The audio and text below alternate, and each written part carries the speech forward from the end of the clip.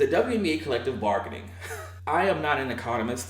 I am not a sports business expert, but I can read and I know math, and I know when things don't seem right.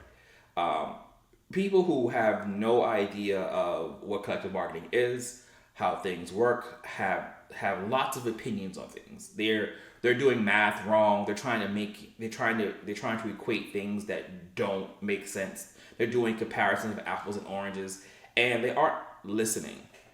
One of the biggest things that I've seen is that people misunderstand that they think the WNBA players want the same pay as the NBA players.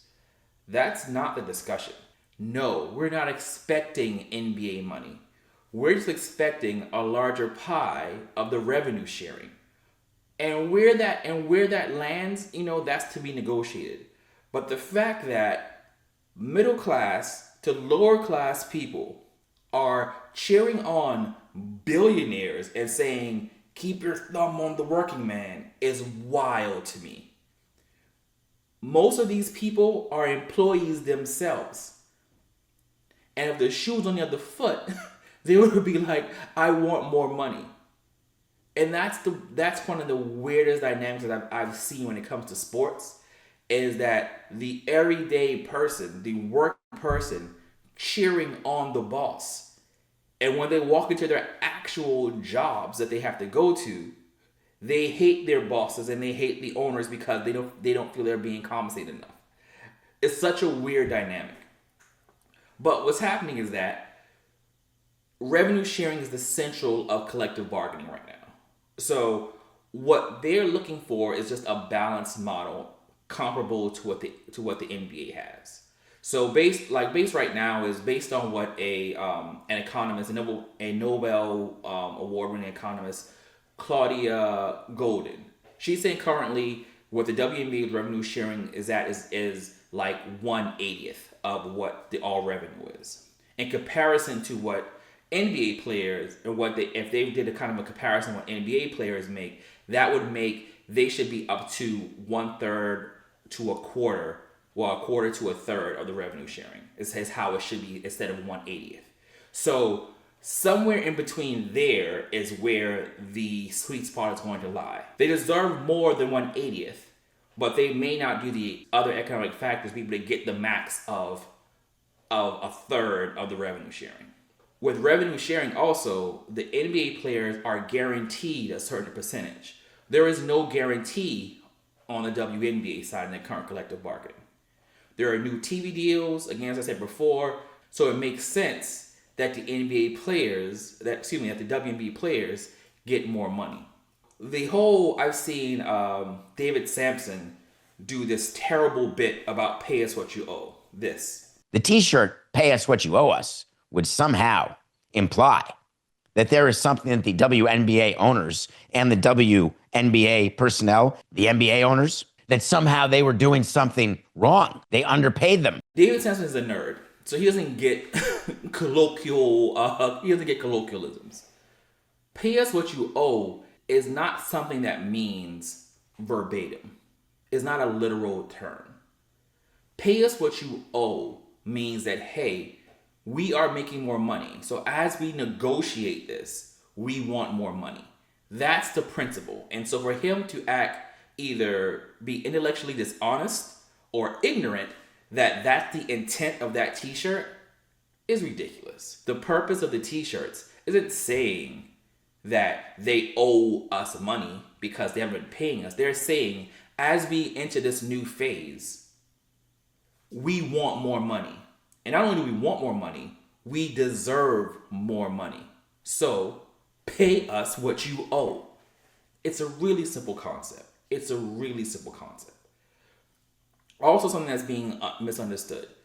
Team valuations for WNBA franchises have gone up. So we're ignoring, for this point, the $250 million expansion fee that's being paid that the three new franchises in Philly, Cleveland, and Detroit, that they're being paid, that they paid the league. Estimated, because they don't really, unless it's being sold, they don't really do a true valuation. The New York Liberty is estimated at 400 million. Now listen, that's paltry to the billions that the NBA teams are worth. But for a team to be valued at 400 million, that means that the financial experts see the value. In comparison with a few years ago, the valuation of these teams were like $100 million. So now the economics of the WNBA has changed.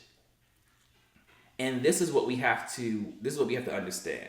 So when people are acting weird, like why should they want to be paid more? Because either they're not paying attention or they just don't have the information, is again, they're just being intellectually dishonest. And worse off, being flat out sexist. I mean, that's possible. But the business dictates that they get more money. And that's the black and white of it all. Now again, where that lands, who knows? I think you have Caitlin Clark is the star. She is the Magic Johnson of the WNBA right now. She is that star to get this ball rolling. And you have Paige Beckers, who's also a big star, big Nike athlete. You have Sabrina Ionescu, who's also a big star. Whether you like her or hate her, Angel Reese is a star. And lastly, but certainly not least, Asia Wilson's a star. And I would even argue in certain aspects, her and Caitlin Clark might not be as far away stardom as you may think. Because there's something about Asia Wilson that you just like. That she just has a star thing about her. Like I think Caitlin Clark's game is what made her a star, and these right-wing idiots made her a star. But Asia Wilson's game and how she presents herself off the court, she just has star material about her. And I think that's something that you can't buy. Something you can't manufacture. And I think Nike is finally waking up to this. Nike is finally having basketball ads with her in them. The W was looking great. I mean, Asia is at her prime right now. Lots more years left in the league.